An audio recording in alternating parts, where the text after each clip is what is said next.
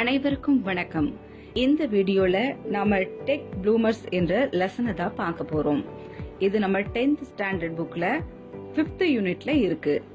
இந்த லெசன்ல நாம full and full technology பத்தி தான் பார்க்க போறோம்.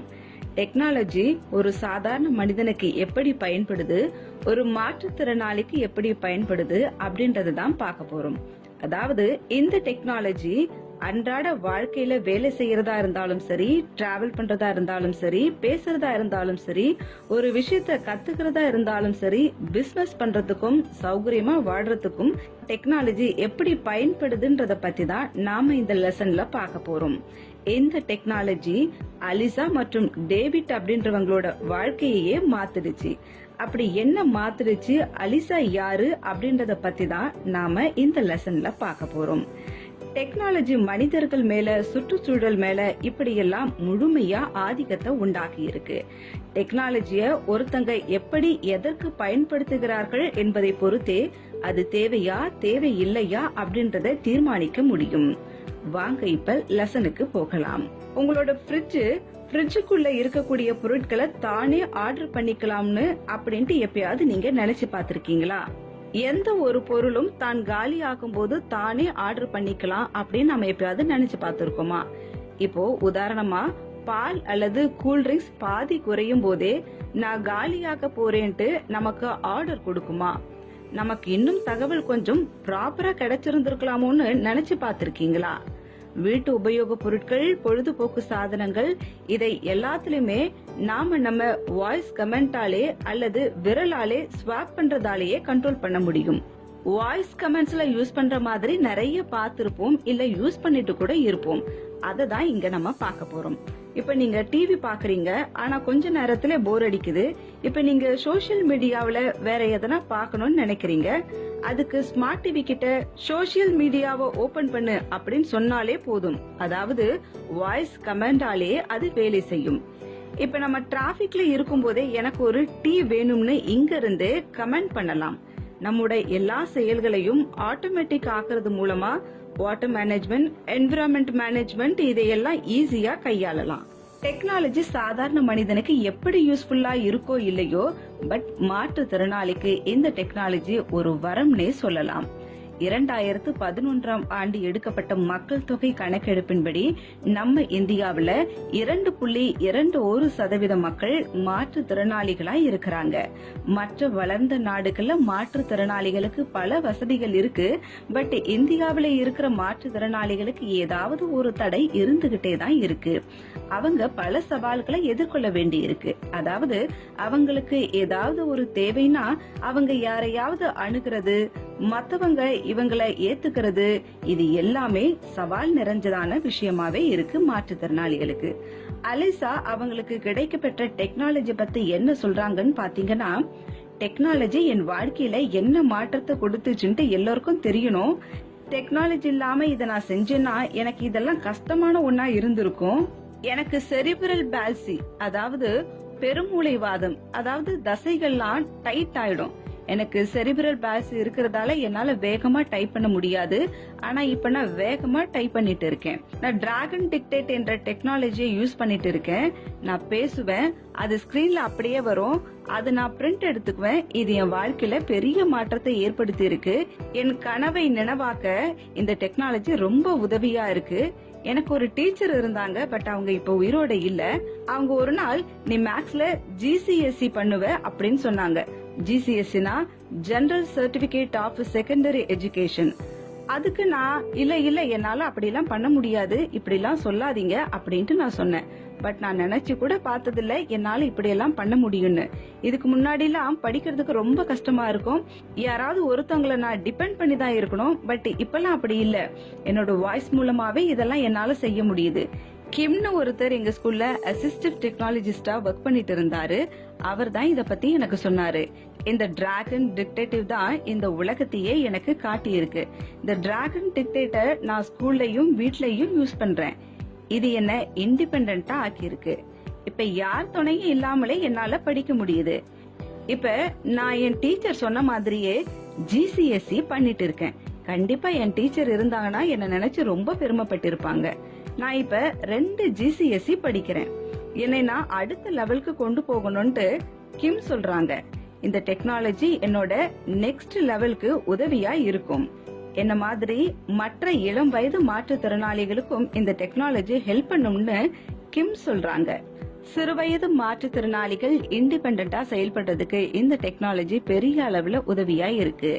இப்ப ஒருத்தரால தலையை மட்டும்தான் அசைக்க முடியும், மற்ற உறுப்புகள்லாம் அசைக்க முடியாது அப்படின்னா அவங்க ஒரு கம்ப்யூட்டர் ஸ்கிரீனை அவங்க கண்களை கொண்டு, அதாவது கருவிழியை கொண்டு மூவ் பண்ணலாம். இப்ப அவங்க கம்ப்யூட்டர்ல புக் படிக்கிறாங்கன்னா அவங்க நெக்ஸ்ட் பேஜ் திருப்பணும்னா அவங்க கண்களாலே ஒத்து பார்த்தா நெக்ஸ்ட் பேஜ் திருப்புற மாதிரி டெக்னாலஜி இருக்கும்.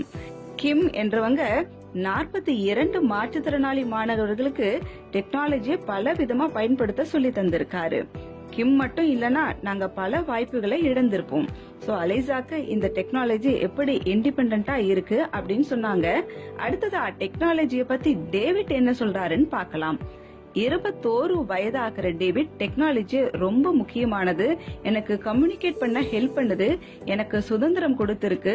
வெர்பல் கம்யூனிகேஷனுக்கு, அதாவது வார்த்தைகளால கம்யூனிகேட் பண்றதுக்கு லிபரேட்டர் கம்யூனிகேஷன் டிவைஸ் அப்படின்ற ஒரு டிவைஸை தான் யூஸ் பண்றாரு.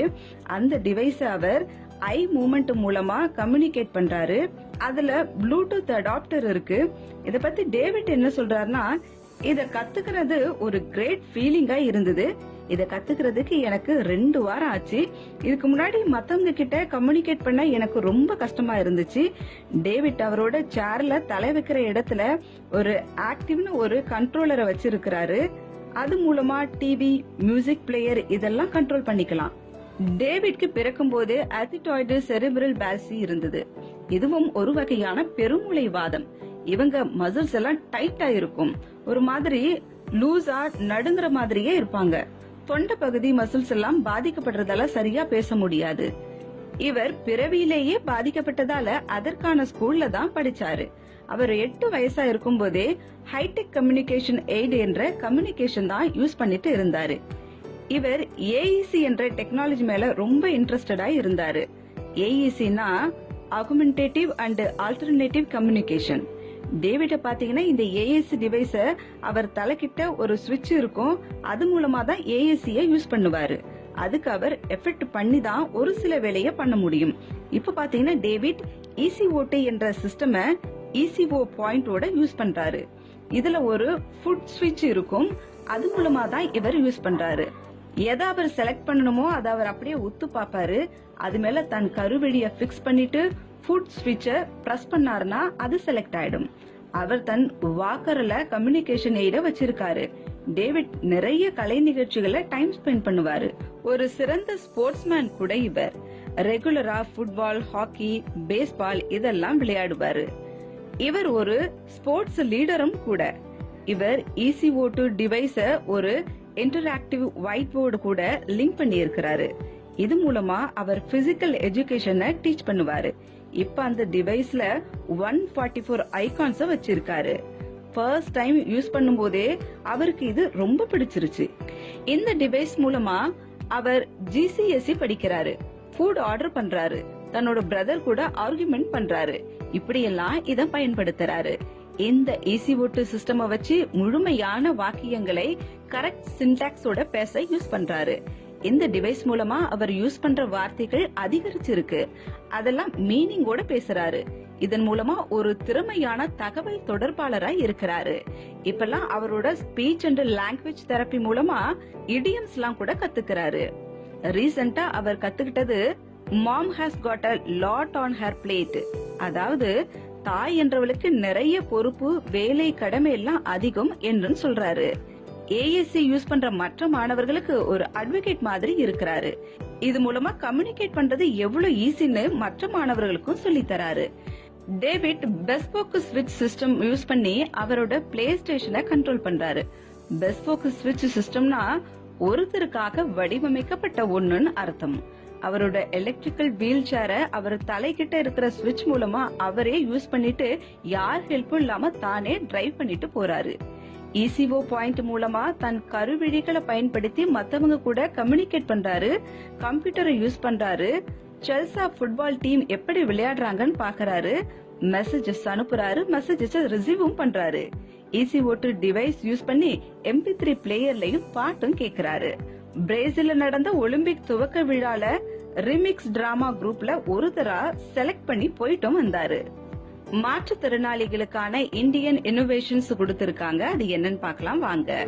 ஃபர்ஸ்ட் கிறிஸ்பியன்ஸ் லாரன்ஸால வடிவமைக்கப்பட்ட லேகால் ஷூஸ். இது கண் பார்வை இல்லாதவர்களுக்காக வடிவமைக்கப்பட்டது. இந்த ஷூஸ அவங்க போட்டுக்கிட்டு அவங்க போற இடத்தோட டெஸ்டினேஷனை பிக்ஸ் பண்ணிக்கிட்டா அந்த ஷூ வழி காட்டும். இதுல GPS டிராக்கர்ஸும் பேட்டரியும் இருக்கும். இதன் மூலமா வழியில எதனா தடை இருந்தாலும் ஷூஸே நமக்கு அலர்ட் பண்ணிடும். அடுத்ததா ப்ளீ வாட்ச் பத்தி பார்க்கலாம். இத நுப்ரா கிர்லோஸ்கர் அண்ட் ஜானவி ஜோஷி இவங்க வடிவமைச்சிருக்காங்க. இவங்க மும்பையை சேர்ந்தவங்க. இது காது கேட்க முடியாதவங்க தன்னை சுத்தி நடக்கிற சத்தத்தை வைப்ரேஷன் மூலமாகவும் கலர் கோடு மூலமாகவும் தெரியப்படுத்தும். சோ இது மூலமா அவங்க அலர்ட் ஆகிக்கலாம். இசையை உணர்றதுக்கும் யூஸ்ஃபுல்லா இருக்கும். அது மட்டும் இல்லாம இந்த வாட்ச்ல ஒரு பட்டன் இருக்கும். அது 5 எமர்ஜென்சி கான்டாக்டோட அவங்க லிங்க் பண்ணி வச்சிருக்காங்க. எதனா ப்ராப்ளம்னா அவங்க லொகேஷனை அது ஷேர் பண்ணிடும் அந்த 5 எமர்ஜென்சி பர்சனுக்கும். அடுத்ததா IGEST. இத அனில் பிரபாகர் என்றவர் வடிவமைச்சிருக்காரு. இவர் IIT மெட்ராஸ்ல ப்ரொஃபஸரா இருக்காரு. இந்த டிவைஸ் வாய் பேச முடியாதவங்க செய்கைய ஸ்பீச்சா கன்வெர்ட் பண்ணி இருக்கும். இதன் மூலமா மத்தவங்க கூட ஈஸியா கம்யூனிகேட் பண்ணலாம். டெக்னாலஜி எல்லா லைஃபையும் ஈஸியா மாத்திடுச்சு. ஃபேமிலி அண்ட் ரிலேட்டிவ்ஸ் கூட கனெக்ட்ல இருக்கிறதுக்காக ரொம்ப இது யூஸ்ஃபுல்லா இருக்குது. தூரமா இருக்கவங்க கிட்ட கூட ஈஸியா பேசவும் முடியும், பார்க்கவும் முடியும். மாற்றுத்திறனாளிகளுக்கு ஃப்ரெண்ட்ஸ் அமைச்சுக்கிறதுக்கும் அவங்க வேலையை அவங்களே செய்யறதுக்கும் அவங்க படிக்கிறதுக்கும் அவங்க வேலை வாய்ப்பை தேடிக்கிறதுக்கும் டெக்னாலஜி யூஸ்ஃபுல்லா இருக்கு. உலக புகழ்பெற்ற இயற்பியலாளர் ஸ்டீபன் ஹாக்கிங்ஸ் தான் ஒரு மாற்றுத்திறனாளியாகவே இருந்தாலும் கூட அவர் திறமையை வெளிப்படுத்துவதற்கு டெக்னாலஜி எவ்வளவு யூஸ்ஃபுல்லா இருந்துச்சு என்பதற்கு ஒரு சிறந்த உதாரணமாக இருந்தார். வீல் சேர்ல இருந்துகிட்டே கண்விழிகள் மூலமாகவே கம்ப்யூட்டரை கண்ட்ரோல் பண்ணி இந்த உலகத்துக்கு இவ்வளவு பெரிய படைப்பை கொடுத்திருக்கிறாரு. முன்னாடிலாம் ஒரு மாற்றுத்திறனாளியை கத்துக்கணும்னா ரொம்ப கஷ்டமான விஷயமா இருந்தது. இப்பெல்லாம் அப்படி இல்ல. மற்ற மாணவர்கள் கூட சேர்ந்து கத்துக்கிறாங்க. டெக்னாலஜி பயனுள்ளதா இருக்கு.